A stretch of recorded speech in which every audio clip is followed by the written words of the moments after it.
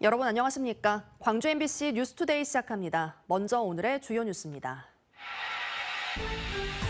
민선 8기 광주시의 대표 정책으로 자리매김한 통합돌봄 서비스가 시행 1년을 맞았습니다. 당사자가 아니더라도 이웃 주민이 대신 돌봄 신청을 해줄 수 있는 점이 호응을 낳고 있습니다. 광주시 교육청의 도서관 사업인 365 스터디룸 사업이 시행 2년 만에 광주시 내 49개 고등학교 가운데 41곳에 설치됐습니다. 중학교로도 확대됩니다. 광주 도심 곳곳에 설치된 장식용 건축물인 폴리가 5번째로 만들어져 시민들에게 선보입니다. 이번 폴리의 특징은 순환과 쓸모입니다. 유명 유튜브 채널의 지역 비하 콘텐츠로 큰 상처를 입은 자치단체가 지역을 제대로 알리겠다며 콘텐츠 직접 제작에 나섰습니다. 낡고 딱딱한 의자와 책상을 연상시켰던 학교 도서관이 크게 변하고 있습니다. 요즘 유행하고 있는 스터디 카페보다 좋은 시설로 꾸며져 학생들의 이용률도 높아지고 있다는데요. 이재원 기자가 취재했습니다. 점심 식사를 마친 학생들이 3355 모여들더니 밝고 화사한 책상에 자리를 잡고 책을 펼칩니다. 시원한 에어컨 바람은 한낮의 무더위를 날려주고 커다란 창문을 통해 들어오는 자연광과 세심한 조명은 학생들의 눈의 피로를 풀어줍니다. 한쪽에서는 그룹 스터디가 진행되고 있고 자유롭게 쉬고 있는 학생들도 눈에 띕니다. 도서관을 대신해 이 학교에 자리 잡은 365 스터디룸의 모습입니다.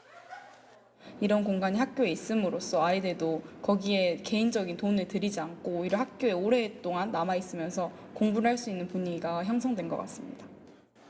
2년 전부터 설치되기 시작한 365 스터디 룸은 광주 지역 일반계 고등학교 49곳 가운데 올해까지 41곳에서 설치를 마쳤습니다. 학교당 좌석은 80석에서 최대 240석까지로 규칙도 학생들이 자율적으로 정하고 있습니다. 특히 늦은 밤까지 학생들이 마음 편히 공부할 수 있도록 보안에도 신경 쓰고 있습니다. 자치회가 운영이 되고 있습니다. 이름주 자치회가. 그래서 아이들이 규율을 세우고 규칙도 스스로 아이들이 잘 지켜나가고 있고요. 외부 영리업체가 무단 사용하지 못하도록 상표 등록까지 마친 365 스터디 룸은 올해부터 중학교로 확대될 예정입니다. 고등학교 선택이 특성화고냐 일반고냐에 따라서 직업과 가까워질 수도 있고 진학과 가까워질 수도 있어서 그 탐색의 이 기능을 함께 결합시킨 겁니다. 하지만 야간과 토요일 오후까지만 운영되는 점은 아쉬움으로 남습니다. 일요일과 공휴일에도 희망하는 학생들이 이용할 수 있도록 교육 당국의 고민도 필요해 보입니다. MBC 뉴스 이재원입니다. 계속된 더위에 많이 지치시죠? 오늘 폭염이 절정에 달하겠습니다. 광주와 전남 동부 지역을 중심으로 폭염주의보가 계속 확대되고 있는 가운데 오늘도 낮 동안 최고 체감 온도가 33도 안팎까지 올라서 덥겠습니다. 광주의 오늘 낮 최고 기온도 정말 더웠던 어제보다 더 높게 오르겠습니다. 한낮 기온 무려 35도로 예보돼 있습니다. 온열 질환에 걸릴 가능성이 더 높아진 만큼 수분 섭취 충분히 해주시기 바랍니다. 한편 오늘 하늘은 깨끗하게 드러나 있습니다만 오늘도 이른 오전에는 가시거리 1km 안팎에 안개가 끼는 곳이 있겠습니다.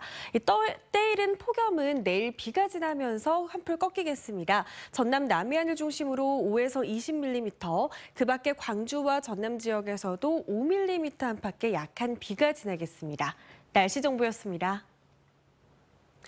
지난해 4월 시민 누구나 필요할 때 돌봄을 받을 수 있게 하겠다며 시작한 광주 통합돌봄 서비스가 시행 1년을 맞았습니다. 그동안 3만 건의 가정 방문이 이루어졌고 14,000여 명이 맞춤 돌봄 지원을 받는 등 광주의 대표 정책으로 자리매김하고 있습니다. 송정근 기자의 보도입니다. 지난해 고관절 수술을 받아 거동이 불편해진 87살 서송암 할머니 집에 한의사와 간호사가 찾아왔습니다. 혈압과 당뇨를 측정하고 할머니가 아파하는 등과 허리에 침을 놓습니다. 허리랑 다리 좀 어떠셨어요? 그래도 많이 아파요. 약침 먼저 놔드릴게요. 광주시가 지난해부터 시작한 광주 통합돌봄 서비스로 한의사가 직접 집으로 찾아와 진료를 해주는 방문진료 서비스입니다. 엄마가 침을 맞고 싶다 해서 혼자 가가지고는 너무 힘들어 하시는데 갔다 오시면 또 녹초가 되시고 그러는데 엄마가 좀 나았다고 하니까 저도 이제 기분이 좋고 내일도 조금씩 보러 다니고. 또 다른 통합돌봄 서비스를 신청한 75살 정순자 할머니 집.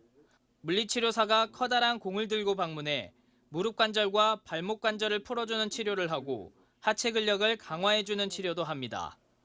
자, 천천히 좌우로 10개만 해보실게요. 하나, 둘. 허리가 안 좋아 침대에서 식탁까지 걸어가는 것도 힘들었는데 이젠 집 밖으로 나가는 것도 가능해졌습니다. 여기 선생님이 오시고 하니까 허리를 이렇게 해주시고 목도 안 좋았는데 목도 좋아지고요. 여러 가지 좋아졌어요. 못 걸었는데 걷고요. 광주 통합돌봄 서비스는 광주시와 5개 자치구가 함께 추진하고 있는데 방문 목욕, 영양 설계, 병원 동행 등 7개 서비스와 긴급 돌봄을 제공하고 있습니다. 기존 돌봄 정책은 특정 대상자만 지원하는 선별주의, 그리고 스스로 신청해야만 지원하는 신청주의를 엄격하게 적용해 왔습니다. 하지만 광주 통합 돌봄 서비스는 누구나 돌봄을 받을 수 있다는 점에서 기존 복지 정책의 한계를 극복했다는 평가를 받고 있습니다.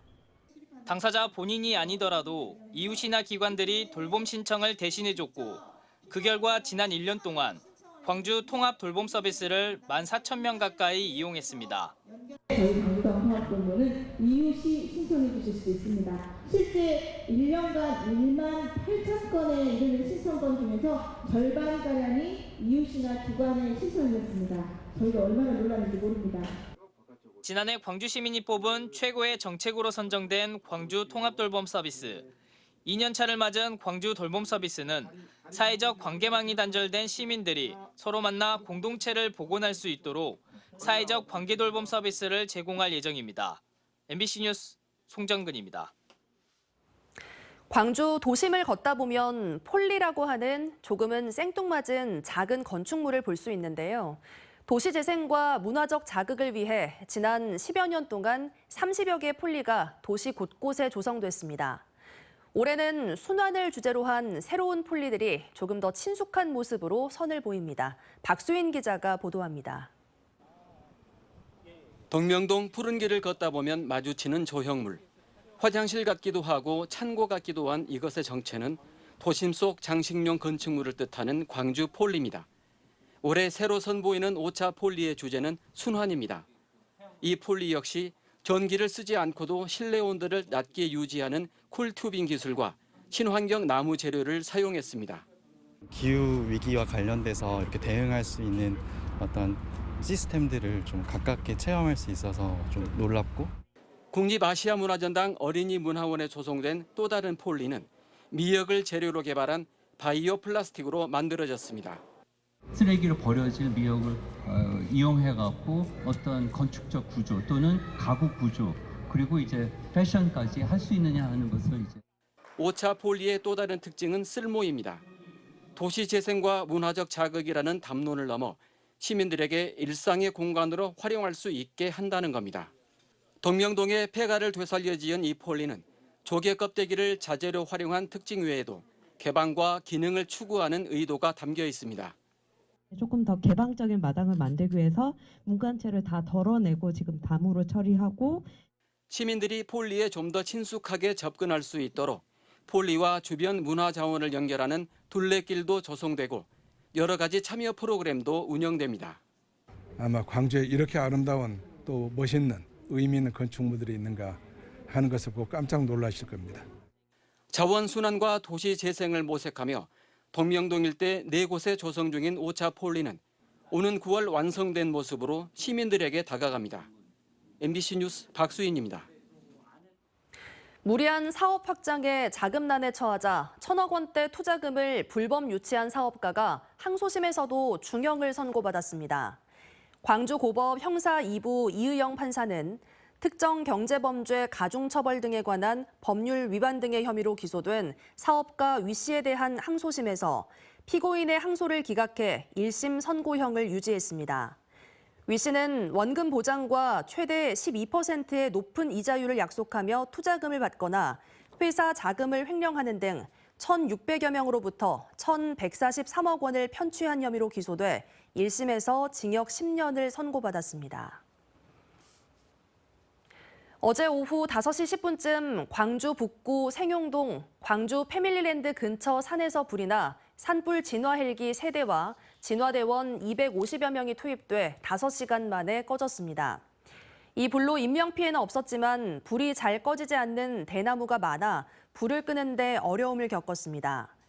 소방당국은 근처에서 쓰레기를 소각하다 불이 난 게 아닌가 보고 정확한 경위를 조사하고 있습니다.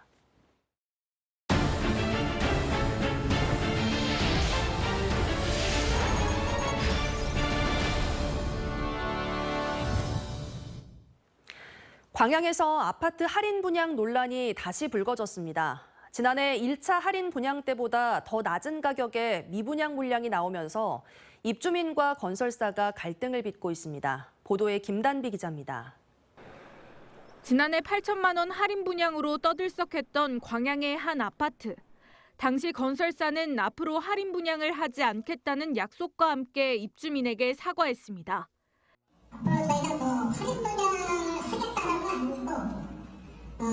저희들께 지금 남아있는 물건인데 이걸 처분하는 방법에 대해서는 입주자 대표하고 입주자들이 손이 안 나는 선에서 합의점을 좀 찾아서 논란 이후 7개월 만에 아파트를 찾아가 봤습니다.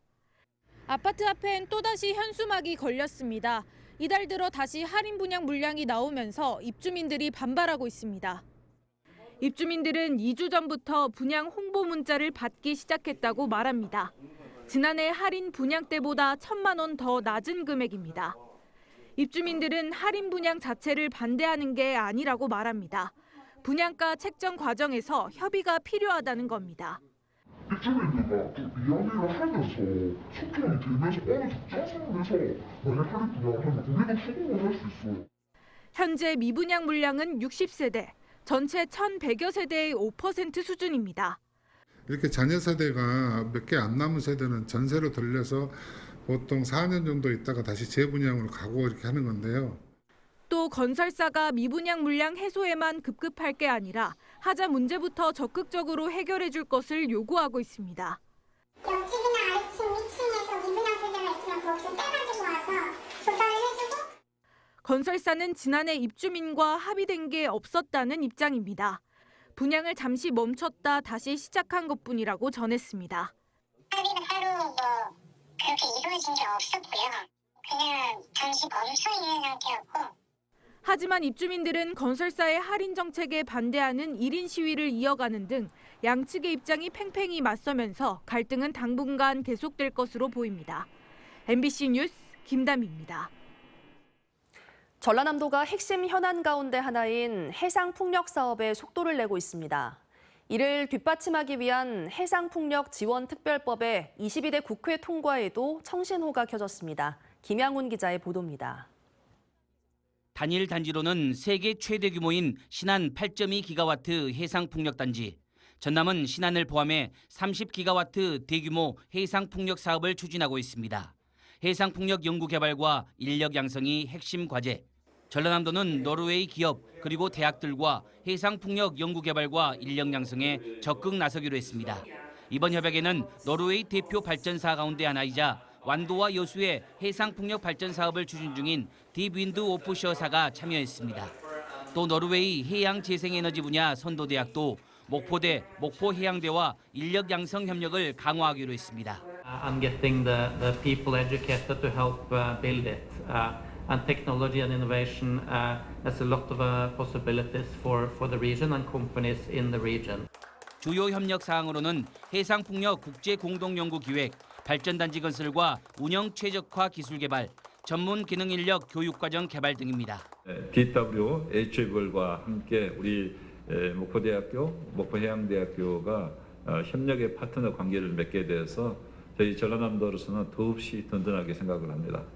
해상풍력 사업이 탄력을 받기 위해서는 이를 뒷받침할 해상풍력특별법이 필요하지만 지난 21대 국회에서 폐기됐습니다. 그런데 다행히 22대 국회 통과에는 청신호가 켜졌습니다. 국회 입법조사처는 최근 해상풍력 법안 마련을 골자로 한 보고서를 발행했는데 향후 정책 과제로는 공공주도 개발을 담은 법안이 22대 국회에서 빠른 입법이 필요하다고 제안했습니다. 현재 목포가 지역구인 김원희 국회의원이 해상풍력특별법 발의를 준비하고 있는 상황. 국회 산업통상자원 중소벤처기업위원회 야당 간사를 맡고 있기 때문에 민주당 차원의 적극 지원이 가능해 관련 법안 통과에 기대감이 커지고 있습니다.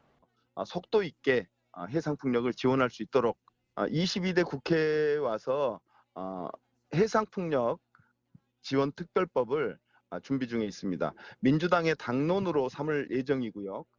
한편 전라남도는 지난 4월 세계 1위 풍력 터빈사인 베스타스 그리고 세계 최대 통합 물류사인 머스크와 해상풍력 투자 협약을 체결했습니다. MBC 뉴스 김양훈입니다. 전남의 맞벌이 가구 비중이 다른 지역에 비해 상대적으로 높게 나타났습니다. 통계청이 발표한 지역별 고용조사 자료에 따르면 지난해 기준으로 전남의 유배우자 가구는 47만 가구로 이 가운데 57.9%에 해당하는 27만여 가구가 맞벌이를 하는 것으로 조사됐습니다. 이는 전국에서 제주도 다음으로 높은 수치로 농업 종사자가 많은 지역적 특성이 반영된 결과로 보입니다. 광주의 맞벌이 비중은 48.9%로 전국 평균과 비슷했지만 1년 전보다 3.9%포인트 높아져 상승폭이 전국에서 가장 컸습니다. 전남대학교가 세계 대학 영향력 평가 7개 부문에서 거점 국립대 가운데 1위를 차지했습니다. 전남대학교에 따르면 세계적인 대학 평가 기관인 더가 전 세계 125개국 2,100여 개 대학을 대상으로 실시한 평가에서 전남대학교는 빈곤 퇴치 분야 등 7개 분야에서 우리나라 거점 국립대 가운데 1위를 차지했습니다. 세계적인 대학 평가 기관인 더는 2019년부터 유엔이 제시한 지속 가능한 발전 목표 항목을 기준으로 대학의 사회적 책무 이행도를 조사하고 있습니다.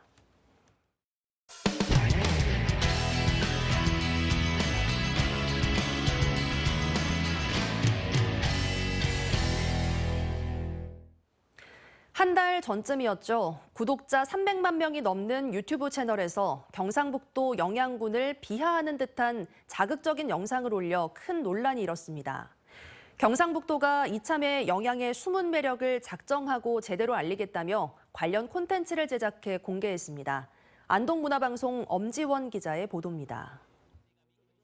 유튜브 인기 채널 피식대학이 문제의 영상을 올린 건 지난달 11일. 경상도에서 가장 작은 도시에 왔다는 제목의 영양군 여행 영상이었는데 영상 속 자극적인 발언이 문제였습니다. 못 먹으니까 그냥 막 해가지고 먹는 거 아니야? 내가 할머니 살을 뜯는 것 같다. 강이 위에서부터 예뻤는데 무슨 소리가 지난해 지역 축제 바가지 논란에 이어 때 아닌 지역 비하 논란까지 불거진 영양군. 인심 좋고 다 좋은데 원래 또 나물축제 잘한다고 했는데 또 이런 얘기 나오니까 시골에는 크지 충격이. 경상북도가 이 같은 지역 이미지 실추에 적극 대응하고 나섰습니다. 영양군 홍보를 위한 콘텐츠를 시리즈로 제작해 공식 유튜브 채널 보이소TV에 게시했습니다. 경상북도는 영양 힐링 여행과 미식 여행 2편에 걸쳐 기획했습니다. 공개된 1편은 느리게 걷다 보면 보이는 것들을 주제로 레트로 감성이 느껴지는 영양 읍내와 조선 3대 민가정원인 서석지, 선바위 밤하늘공원 등 영양의 자연 문화유산, 숨은 명소 등을 담았습니다. 영양군은 여유롭고 그리고 건강한 매력이 넘치는 그런 곳입니다. 그런 그 매력이 잘 살아날 수 있도록 콘텐츠를 영상미가 넘치도록 제작을 했고 2편 미식여행편도 조만간 공개하고 다양한 채널을 통해 영양군의 이미지를 지속적으로 개선할 계획입니다. 또 영양을 시작으로 제작 여건이 열악한 도내 농촌 시군의 관광 콘텐츠 제작을 꾸준히 지원할 방침입니다. 나아가 경상북도는 조회수를 의식한 왜곡된 지역 콘텐츠가 노출되고 있다며 이에 대한 대응 방안을 검토하고 있습니다. 그동안 유튜브 등을 통해서 뉴미디어 플랫폼에서 정확한 지역 조사 없이 지역 비하가 종종 이루어지고 있었습니다. 이에 대한 문제를 저희가 심각하게 깨닫고 법적 제도적 장치를 마련해서 보다 적극적으로 대응하는 방안을 준비 중에 있습니다.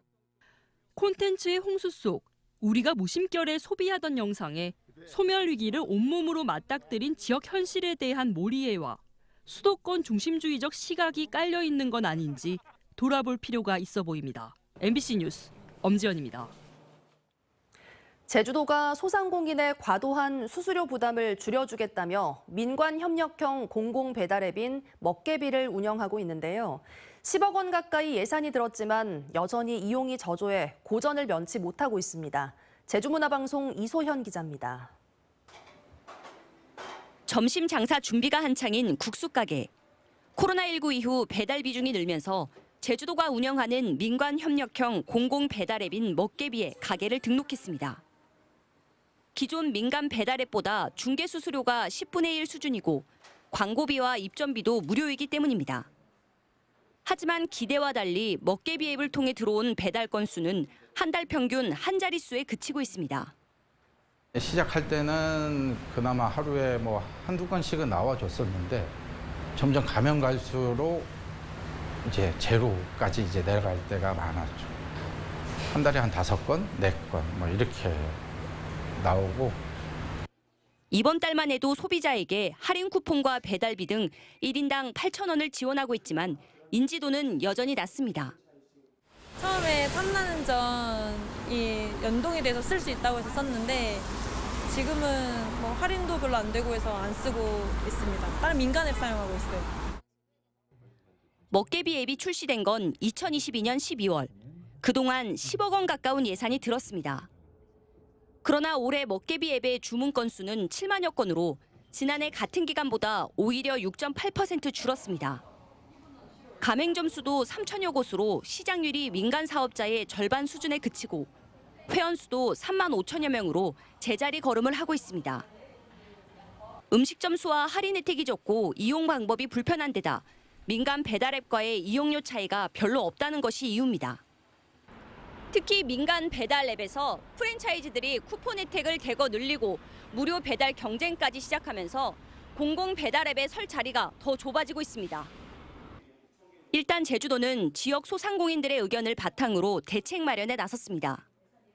공공 배달 앱을 운영하는 12곳의 다른 지자체와 공동으로 대응하기로 하고 인지도를 높일 방안도 찾기로 했습니다. 15,000원 이상 주문 때 5,000원 할인권을 드리고 결제 시에 5%에 해당하는 그 포인트를 최대 1,000포인트까지 지급하는 등 가맹점 수를 올리기 위한 노력을 다각적으로 추진하겠습니다. 소상공인의 배달앱 중개 수수료 부담을 낮추기 위해 시작된 공공 배달앱.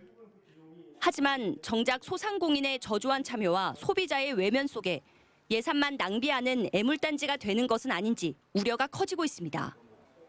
MBC 뉴스 이소연입니다. 설악산 5세 케이블카 건설 공사가 이르면 다음 주에 시작될 것으로 보입니다.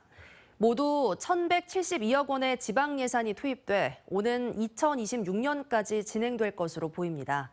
MBC 강원영동 이준호 기자가 보도합니다. 설악산 5세 케이블카의 하부 정류장에 들어설 양양 오색지구입니다. 이곳에서 해발 고도 1,430m 설악산 끝천까지를 3.3km의 케이블카로 연결할 예정입니다.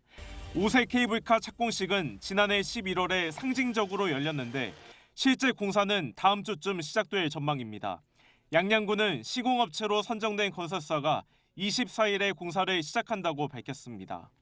올해는 우선 평균 높이 40m의 기둥이 들어설 집안의 탐사 작업이 진행됩니다. 시추 작업하고 그다음에 가설삭도, 그다음에 하부 정류장 그 정도가 이제 진행이 될 것이고요. 내년에는 산해 기둥 6개를 받고 설악산 끝청에 상부 정류장을 설치합니다. 그리고 2년 뒤 상반기에 시험 운행을 하며 공사를 마무리할 계획입니다. 케이블카 공사는 총 810일이 소요될 전망이라서 2년 3개월 정도가 지나면 마무리될 걸로 보입니다. 그러나 사업이 매끄럽게 진행되지 않을 가능성도 있습니다. 주민들이 5세 케이블카 사업에 대해 청구한 감사 때문입니다. 이들은 양양군이 모든 사업비를 국비 없이 지방 재정으로 충당하는 게 문제라고 말합니다. 주민감사가 실제 진행되려면 다음 달 8일까지 150명 이상의 청구인이 모여야 합니다. 그런데 주민감사의 대표 청구인은 현재 200명 넘게 모였다며 감사 청구서를 이달 안에 강원도에 제출할 계획입니다. 강원도 주민감사 심의위원회의 승인을 받으면 2달 안에 강원도청에 감사가 진행됩니다. 지방 소멸 시기에 예산도 얼마 없는데 적자가 누적되면 과연 뭘로 감당할 수 있을 것인가. 업자 위주로 낙관적인 희망을 가지고 홍보를 하고 있는 거 아닌가. 주민들은 감사가 제대로 진행되지 않으면 사업 취소를 요구하며 행정소송을 진행할 계획이어서 오색 케이블카를 둘러싼 갈등은 당분간 이어질 것으로 보입니다. MBC 뉴스 이준호입니다. 5.18 기념재단이 5.18 민주화운동 왜곡 대응과 진상규명이라는 책을 발간하고 어제 출판기념회를 열었습니다. 이 책은 5.18 민주화운동에 대한 왜곡이 집중됐던 시기에 5.18 기념재단의 왜곡 대응과 진상규명 활동을 중심으로 기술됐습니다. 또 지만원, 전두환 회고록 출간 등에 대한 법률 대응과 왜곡 행위 근절을 위한 특별법 개정 관련 내용도 담고 있습니다. 계속된 더위에 많이 지치시죠? 오늘 폭염이 절정에 달하겠습니다. 광주와 전남 동부 지역을 중심으로 폭염특보가 계속 확대되고 있는 가운데 오늘도 폭염주의보가 이어지겠습니다. 낮 동안 최고 체감온도가 33도 안팎까지 오르겠고요. 특히나 광주의 오늘 낮 최고 기온은 무려 35도까지 오르면서 정말 더웠던 어제보다도 1, 2도가량 더 높은 기온이 예상됩니다. 현재 하늘 모습 보시면 맑고 깨끗한 하늘 드러나겠습니다. 다만 안개가 짙게 끼겠습니다. 이른 오전에는 가시거리 1km 안팎을 보이겠습니다. 한편 때이른 폭염은 내일 비가 지나면서 한풀 꺾이겠습니다. 전남 남해안을 중심으로는 5에서 20mm, 그 밖에 광주와 전남 지역에서는 5mm 안팎의 비가 지나겠습니다. 광주의 현재 기온 이미 20도를 넘어서 있습니다. 한낮 기온 담양에서 무려 36도까지 치솟겠습니다. 낮 기온 대부분 지역에서 33도 안팎 을 보이겠습니다. 여감의 낮 기온 34도로 예보된 가운데 체감온도는 이보다도 더 높겠습니다. 구례와 순천, 광양에서 모두 35도 안팎의 심한 더위가 예상됩니다. 바다의 물결은 잔잔하게 일겠습니다. 최고 1m에서 1.5m로 예상됩니다. 내일 내리는 비를 기점으로 대체로 구름 많거나 흐린 날씨가 이어지겠고요. 낮 기온은 30도를 밑돌겠습니다. 날씨 정보였습니다. 이상으로 뉴스 마칩니다. 함께해 주신 여러분 고맙습니다. 언제 어디서나 내 손안의 뉴스. 광주 MBC 뉴스 유튜브 구독으로 함께하세요.